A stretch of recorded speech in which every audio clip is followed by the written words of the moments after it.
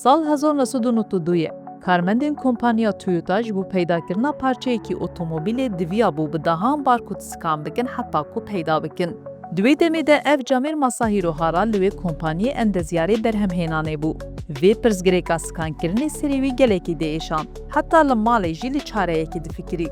Rojekê dema li gel kesekî lîstika îgo ku yek ji kevintirîn lîstikên textiye li cîhanê dileyîze, dema lêkevirên reş û spiyên lîstikê dinêre ji xwe re dibêje gelo dibe ku em kodan wek van xalên reş û spî diyar bikin, ew tam 6 meha li ser wê mijarê lêkurîn dike di encamê de kodê QR da afirîne.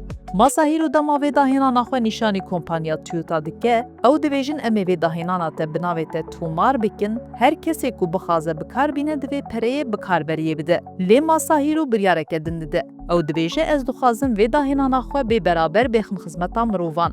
Her kompanyan kesê ku bixwaze dikare bikarbîne. Masahîro xwedî nêrîneke taybet bû. Wî digot, eger bixwazî cîhanê biguherî te çi heye divê tu bêxî xizmeta cîhanê.